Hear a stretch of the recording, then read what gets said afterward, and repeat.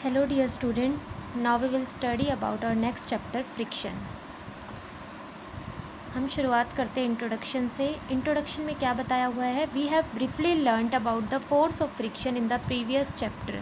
हमने previous chapter में force of friction के बारे में थोड़ा बहुत जाना है। अब हम इसका पूरा डिस्क्रिप्शन देखते हैं। इसमें क्या बताया हुआ है? A ball rolling along the ground gradually slow down and finally comes to rest. हम क्या देखते हैं, कई बार बॉल रोल, अगर हम किसी फर्श पे या फिर किसी भी जगह पे अगर हम बॉल को फेंकते हैं तो बॉल रोल करती रहती है कंटिन्यू, और कुछ टाइम बाद जाकर रुक जाती है, तब वो फाइनली रेस्ट में आ जाती है, रेस्ट की पोजीशन में आती है, मूविंग से रेस्ट की पोजीशन में आ जाती है। It is the force of friction between the surface of the ball and the surface of the ground that oppose the motion of the ball. ये किस वजह से होता है? क्योंकि बॉल के सरफेस के बीच में और ग्राउंड के सरफेस के बीच में एक फोर्स ऑफ फ्रिक्शन काम करता है, जो हमेशा वो फोर्स ऑफ फ्रिक्शन क्या करता है? अपोज करता है मोशन ऑफ द बॉल को। अगर मोशन इस तरफ है बॉल का तो फोर्स ऑफ फ्रिक्शन इस तरफ काम करेगा, अपोजिट, इसको अपोज करता है। किसी भी एक ऑब्जेक्ट के मोशन को क्या करता है? अपोज करने लगता है, उसे क्या बोलते हैं? Force of friction. So it bring the moving ball to rest. जितना ज़्यादा फोर्स ऑफ फ्रिक्शन लगेगा उतनी ही जल्दी बॉल रेस्ट पे आएगी। अगर बॉल यहाँ से मूव कर रही है, मूवमेंट हो रही है बॉल की, और बॉल का मोशन इस तरह से हो रहा है, अगर फोर्स ऑफ फ्रिक्शन ज़्यादा है उसको रोकने की, उसको जो उसके बीच में रेजिस्टेंस है, बैरियर है, फोर्स ऑफ फ्रिक्शन ज़्यादा है, तो बॉल क्या करेगी? जल्दी ही रुक जाएगी जा कर के। तो इसमें क्या बताया हुआ है? Similarly when we stop pedalling a bicycle, इसी तरह से अगर हम क्या करते हैं, बाइसिकल पे पैडल मारने बंद कर देते हैं, स्टॉप कर देते हैं पैडलिंग उसकी, तो क्या होता है? It gradually slow down and finally comes to rest. क्या होती है? वो धीरे धीरे रेस्ट की पोजीशन पे आ जाती है। It is the force of friction between the surface of the wheel of the bicycle and we stop pedalling and surface to the ground that oppose the motion of the bicycle and bring the bicycle to rest। क्योंकि उसके बीच में भी क्या force of friction काम करता रहता है। किसके बीच में? जो व्हील्स का सरफेस होता है, बाइसिकल की जो व्हील होते हैं उसके सरफेस के बीच में, और हमारा जो ग्राउंड सरफेस होता है उसके बीच में क्या काम करता रहता है? फोर्स ऑफ फ्रिक्शन, जो क्या करता है? मोशन को अपोज करता है। अगर हमारी बाइसिकल इस तरफ मूव हो रही है तो फोर्स ऑफ फ्रिक्शन इस तरफ लगेगा, अपोजिट लगेगा, और हमारी क्या होगी? बाइसिकल रुक जाएगी। The force acting along the two surface in contact which oppose the motion of one body upon the other is called the force of friction. तो ऐसा फोर्स जो एक्ट करता है किसके बीच में? दो सरफेसेस के बीच में, in contact with which oppose the motion of one body upon the other, जो क्या करता है? अपोज करता है मोशन को, एक बॉडी के मोशन को दूसरे बॉडी से अपोज करता है, उसे क्या बोलते हैं? फोर्स ऑफ फ्रिक्शन, रोकता है मोशन ऑफ बॉडी को। In this chapter we will study in detail type of friction, how friction is beneficial and also sometime wasteful to us, and ways of increasing और reducing friction. First let us study about cause of friction. इस पूरे chapter में हम क्या पढ़ेंगे? Type of friction, friction कैसे हमारे लिए बेनिफिशियल है, यूज़फुल है, और कैसे हमारे लिए वेस्टफुल है।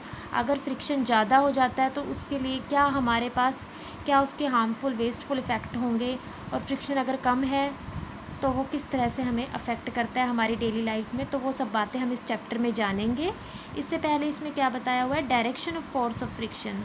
फोर्स ऑफ फ्रिक्शन की डायरेक्शन हम देख सकते हैं। जैसे ये दो बॉयज़ हैं, ये किसी बॉक्स को अगर इस डायरेक्शन में धकेल रहे हैं बॉक्स को आगे, अगर बॉक्स का मोशन इस डायरेक्शन में है तो फोर्स ऑफ फ्रिक्शन क्या करेगा? इसको अपोज करेगा, तो फोर्स ऑफ फ्रिक्शन हमेशा इसके अपोजिट डायरेक्शन में लगेगा। तो the force of friction act in a direction opposite to the direction of motion of an object, that is why the force of friction always oppose the motion of an object. तो force of friction क्या करता है? हमेशा object के motion को oppose करता है। इसी तरह से कॉजेज़ ऑफ फ्रिक्शन बताए हुए हैं, किस कारण आता है फ्रिक्शन, किस वजह से होता है। तो इसमें बताया हुआ है every object has a rough surface. हर एक ऑब्जेक्ट में क्या होते हैं? रफ सरफेसेस होते हैं। तो the surface may appear to be smooth to the naked eye, लेकिन नेक्ड आई से वो सरफेस हमें स्मूथ भी दिखते हैं। When we see through a microscope, लेकिन जैसे हम उसे माइक्रोस्कोप से देखते हैं तो it is found that the surface of all the objects have rough edges. अगर हम माइक्रोस्कोप से देखते हैं तो हमें पता चलता है कि सरफेसेस में, उसके सरफेस में क्या होता है, कुछ रफ एजेस भी होते हैं। The tiny hills and grooves on the surface of object are called irregularities of surface. इस तरह से जो टीनी हिल्स होते हैं छोटे छोटे, ये माइक्रोस्कोप से जब हम देखते हैं तो हमें सरफेस में दिखता है कि कुछ इरेगुलरिटीज़ आती है। इन्हें क्या बोलते हैं, टीनी हिल्स और ग्रूव्स को सरफेस के ऊपर क्या बोलते हैं, इसे irregularities of surfaces. When we try to move one object over another object, जब हम ट्राई करते हैं क्या, एक ऑब्जेक्ट को मूव करवाने का दूसरे ऑब्जेक्ट पे, तो irregularities present on their surface get entangled और लॉक्ड विद वन अनदर। एक दूसरे के साथ ये इरेगुलरिटीज़ क्या हो जाती है, लॉकअप होने लगती है। फोर्स ऑफ फ्रिक्शन ऐसे ही तो काम करता है। एक सरफेस का दूसरे सरफेस पे जब मोशन होता है, तो ये कोई और एक बॉक्स ले लिया, ये एक और ये दूसरा सरफेस है, तो दो जो वुडन ब्लॉक है उनके बीच में किस तरह से फ्रिक्शन काम कर रहा है, इसकी इरेगुलरिटीज़ और नीचे वाले की इरेगुलरिटी दोनों के आपस में इंटरलॉक्ड होने लगती है। The irregularity present on their surface get locked with one another. The interlocking of irregularity of the two surfaces oppose the motion of one object over the other. तो जितनी ये इरेगुलरिटी ज़्यादा होगी उतना ही क्या होगा, ये उसको अफेक्ट करेगा मोशन को, एक ऑब्जेक्ट के मोशन को दूसरे ऑब्जेक्ट पर, and give rise to force of friction. और इस तरह से क्या राइज हो जाएगा, इसके बीच में फोर्स ऑफ फ्रिक्शन राइज हो जाएगा। दस friction is caused by the interlocking of irregularity in the surface. इस वजह से हम क्या कह सकते हैं, फ्रिक्शन किसकी वजह से होता है, is caused by the interlocking of irregularities. Interlock होना, आपस में लॉकअप होना इरेगुलरिटीज़ का। ये इरेगुलरिटीज़ हैं टीनी हिल्स और ग्रुप्स, इनके बीच में इंटरलॉक हो जाना ही क्या होता है, कारण होता है फोर्स ऑफ फ्रिक्शन के अराइज होने का।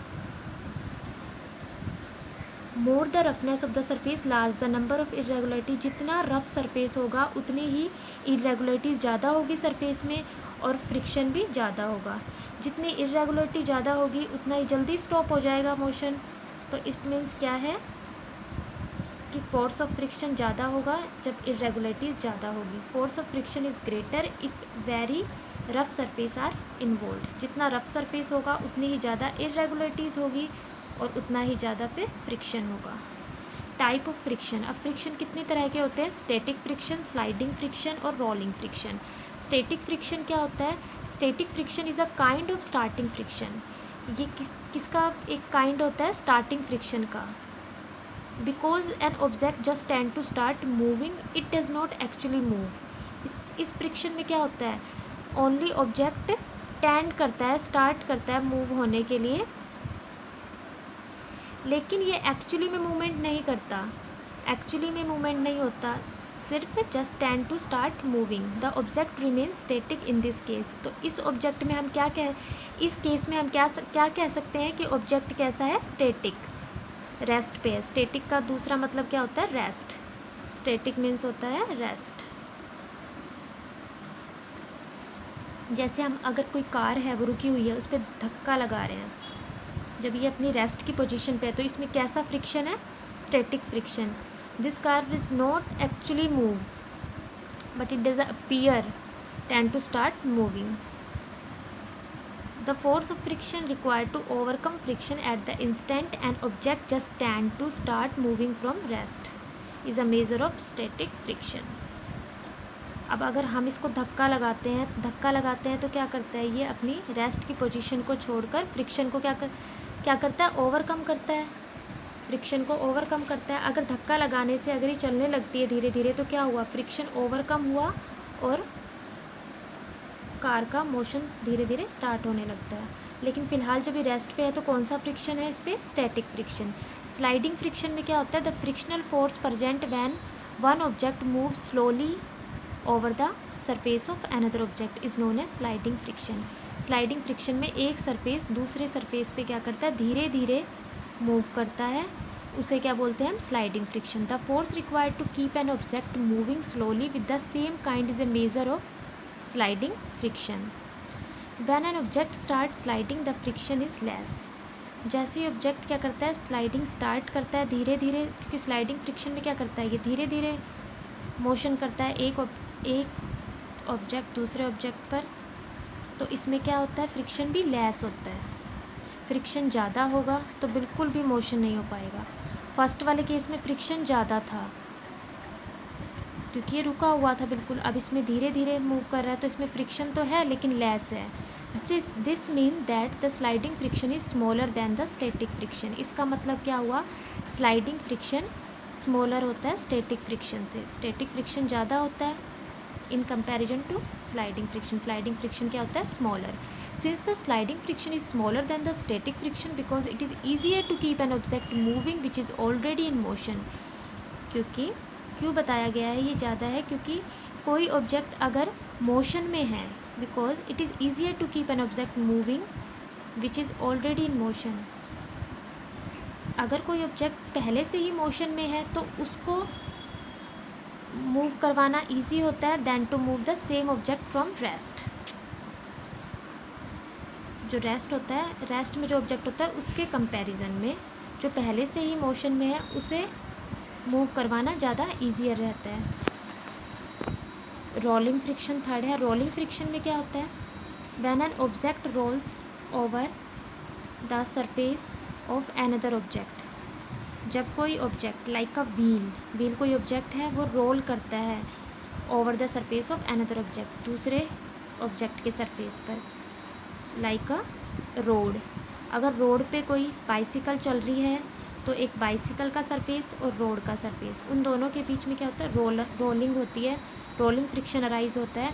The resistance to its motion is called rolling friction. It is always easier to roll than to slide an object over another object. ये कहते हैं ईजियर होता है रोल करना स्लाइडिंग के कंपैरिजन में, किसी भी दूसरे ऑब्जेक्ट पर स्लाइडिंग के कंपैरिजन में रोल ज़्यादा इजी होता है। So rolling friction is much less than sliding friction. Thus rolling reduce friction. Rolling क्या करती है, फ्रिक्शन को बिल्कुल रिड्यूस कर देती है क्योंकि रोलिंग फ्रिक्शन बहुत ही कम होता है। Heavy machine can be easily move from one place to another by placing round log of wood under them and then push with the force of hand. तो इस तरह से हमने 3 फ्रिक्शन के बारे में बात की है, static friction, sliding friction, rolling friction. Static friction बिल्कुल रेस्ट की पोजीशन पे होता है, इट मीन्स वो चीज़ बिल्कुल रुकी हुई है, तो it means force of friction ज़्यादा है। इसमें क्या होता है, इन कंपैरिजन लेस होता है और इसमें बिल्कुल लेस होता है फ्रिक्शन। सबसे ज़्यादा फ्रिक्शन स्टैटिक में होता है, than sliding and then rolling में सबसे कम होता है। Thank you.